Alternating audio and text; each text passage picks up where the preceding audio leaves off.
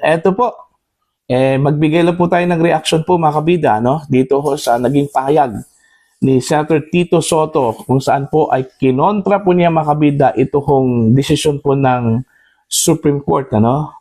Affirming ito hong nauna po nilang desisyon na ideklarang unconstitutional po mga kabida yung articles of impeachment, okay? Laban ho kay Vice President Sara Duterte, ano po. Kahapon po, inilabas po ang desisyon mga kabida, no? Sa isinampang motion for reconsideration po ng House of Representatives, ano po? Okay, kung saan po ay ibinasura po ng SC, mga kabida. Wala hong pagbabago dun ho sa number ng mga maestrado na bumoto nung una pong ibinasura po mga kabida ng SC ito hong articles of impeachment. 13-0 pa rin, ano? Unanimous, mga kabida. Okay? Now, kinontra po ito ni Senator Tito Soto, ano? Dahil nagkamali daw yung Korte Suprema sa kanilang interpretasyon, mga kabida, no? Sa kanilang desisyon laban po dito sa articles of impeachment. In fact, ang sabi nga dito ni Senator Tito, inamend daw ng mga maestrado, ano? Ito hong constitution po natin, okay, unconstitutionally. Okay, ito babasahin ko lang po yung kanyang statement. Actually, posted ito ng mga kabida ng ABS-CBN po, ano? Anong sabi po ni Senator Tito Soto?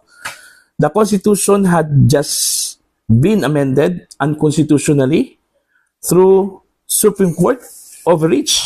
Okay? It will take decades of retirements to correct this misinterpretation. Impeachment is now an impossible dream. Ayan. Ang ibig sabihin po niya dito sa kanyang pagkontra, mga kabida, sa naging desisyon po ng Korte Suprema, okay, yung saligang batas daw natin ay inamyendahan daw ng mga maestrado, ano, ng Korte Suprema unconstitutionally, ano. Ibig sabihin po, labag sa saligang batas po itong pag-amyenda ng konstitusyon dito ho sa naging desisyon po ng SC patungkol ho sa articles of impeachment laban ho kay Vice President Sara Duterte.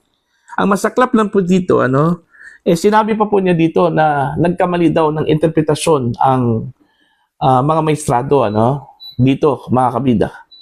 Ang tanong ko po kay Senator Tito Soto, sino ba siya?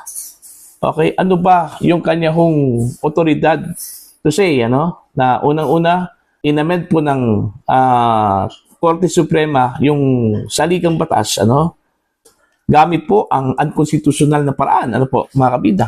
Pangalawa, sino ba siya na magsabi na misinterpreted ng Korte Suprema yung saligang batas, ano, dito ho sa pagbasura sa articles of impeachment laban ho kay Vice President Sara Duterte.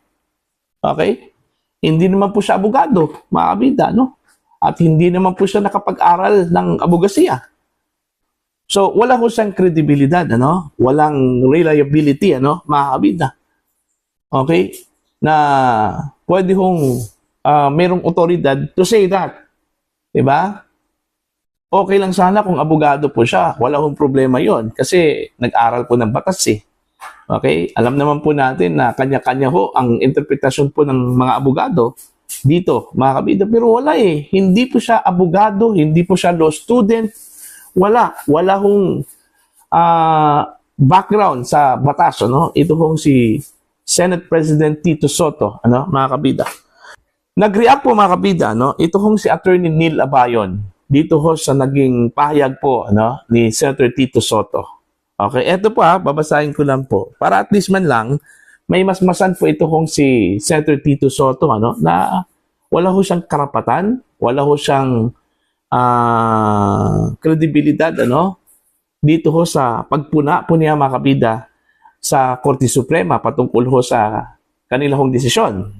Okay? Unang-una po, ano pong sabi po ni Attorney Neil, ano? Babasahin ko lang po yung kanyang isinulat po, ano? Pinost po niya, mga kabida, bilang reaksyon dun ho sa naging pahayag po ni Senator Tito Soto. Okay? Eto.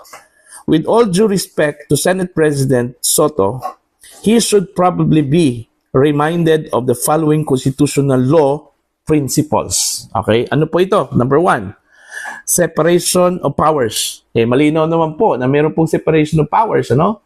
Korte Suprema at si Senator Tito Sotto ay presidente po ng Senado, which is under ho ng legislative branch, ano? Ng gobyerno. Okay? Anong sabi po dito sa separation of powers? Therefore, let the Supreme Court do its job of interpreting the Constitution. That is not judicial overreach. Kasi ang charge kasi niya dito, judicial overreach. Sumobra na raw ito hong Korte Suprema doon ho sa kanilang interpretasyon po ng saligang batas, mga kabida. But the Supreme Court performing its constitutional mandate. Ayan, malinaw po yan, ha? Pero ito, medyo sampal po ito kay Senator Tito Sotto, mga kabida.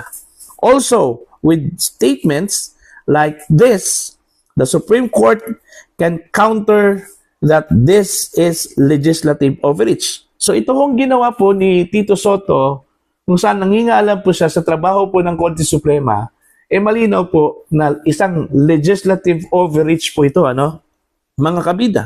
Okay? Since a member of a Congress is now making it appear that the Supreme Court incorrectly interpreted the law.